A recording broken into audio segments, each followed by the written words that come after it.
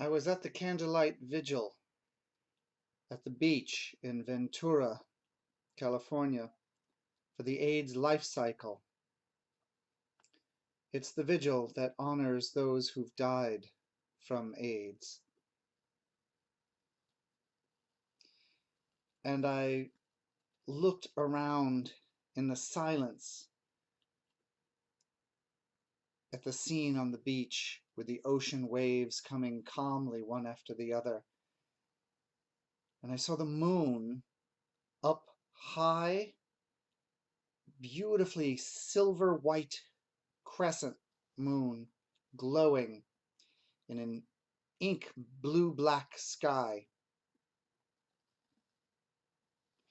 And I thought, how interesting. And this word kept repeating to me over and over again, looking at the moon and at the people practicing this vigil.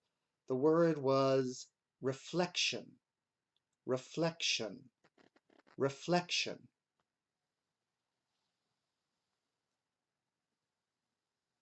The moon was reflecting the sun's light. I couldn't see the sun, but I could see all of its Shakti, all of its energy and light beaming at me off of about an eighth or maybe a fifth of the moon's surface.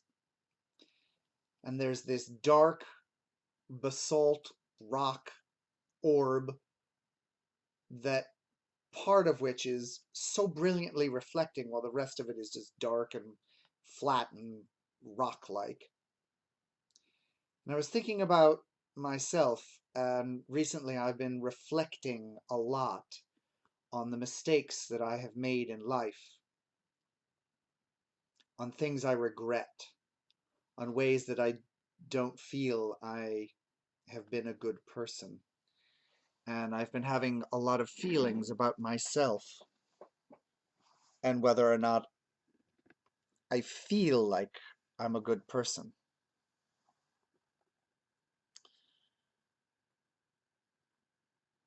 And I've been thinking a lot about the concept of forgiveness. And so looking at the moon, I was thinking, here's this dark rock, which may be just a dark rock, but look how it reflects this amazing, sublime light from the sun that happens to hit it, and it turns it around and gives it out to those of us on Earth. It's reflecting something sublime. And that, it seems to me, is something that no matter how I feel about myself, no matter what I've done in my past, right now, I can do that. I can reflect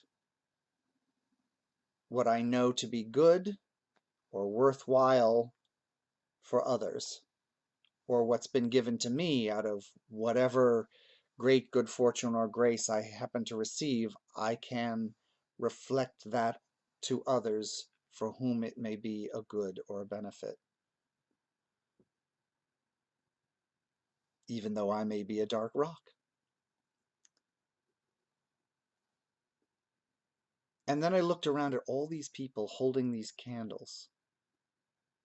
And all these people were participating in this ride because they know someone, they loved someone, they cared about someone's existence, someone who is sick or was sick, someone who died,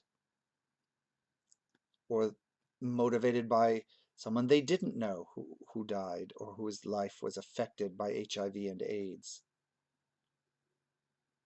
And these people were reflecting those lives impacted by HIV and AIDS, by remembering, by being present, by holding a light and holding space. They were reflecting the presence on earth of those lives. impacted by HIV and AIDS. And they were absolutely reflecting the love that those people who've died created on earth. Their love that they created, the impact of their presence, lives, imagination, words, and actions, were now bouncing once again off the memory and heart and minds of those people attending. And these people were reflecting that love and that presence, like the moon reflecting the sunlight. And I was thinking about this mirror that I was given by Sister Crisco, which I've started to wear more often. It comes from Sister So Am I, formerly Sister Missionary Position, who started wearing it back in the earliest days of the sisters. And she wears one, I think in part because it reflects any negativities that come from those who hate us or would do us wrong, but it also reflects people's own goodness and existence and imagination and creativity when she talks to them, when she's present before them. She is reflecting their own good back to them. And I like that idea, and it reminded me, the silveriness of the mirror and the roundness reminded me of the moon, and I was thinking, oh, how alike, both reflecting. And then I remembered one of my own videos from the early days of making these videos, in which I talk about this idea that queerness, certainly something outside the norms of gender binary, is sewn into the fabric of the cosmos. We are definitely queer and here according to nature, because you have in so many mythologies the sun is a god who's a shining paradigm of glorious masculinity, and the earth is a rich and full and abundant presence of female strength and bringing forth and groundedness and grace and loving and giving, a paradigm of mother, a paradigm of the feminine. And then you have the moon, which is an Earth, a small round planetoid shape like an Earth, but that performs the function of a sun, radiating down upon us. In fact, radiating the sun's very energy. So it's between or both and other as well. A mix of the genders. It's intersex, it's non-binary, it's both and yet it's itself. Artemis, goddess of the moon, a woman who performs a traditionally male function of hunting. And she's the goddess of the moon. It's an imprecise comparison, I know, because there's Selene, goddess of the moon, and witchcraft, and there's many, many other things. I don't think things are that cut and dried, but there is that idea. And then I remembered, this from the same video, how queer people, like artists, were the shamans and the spiritual functionaries of early urban pre-Christian civilizations worldwide. And one of the functions of artists and shamans, and I think queer people, is to reflect things back to society. Morality, society, you've lost the path of truth. Here is the way to the path of truth. Here's the way of the path to spirit. Here's the way to the path of the truth of the spirit. I mean, it is drag queens are sacred fools who reflect back to society's own foolishness.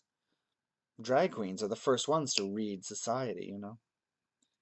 So all of these notions on reflecting out on the beach with the candles and the moon.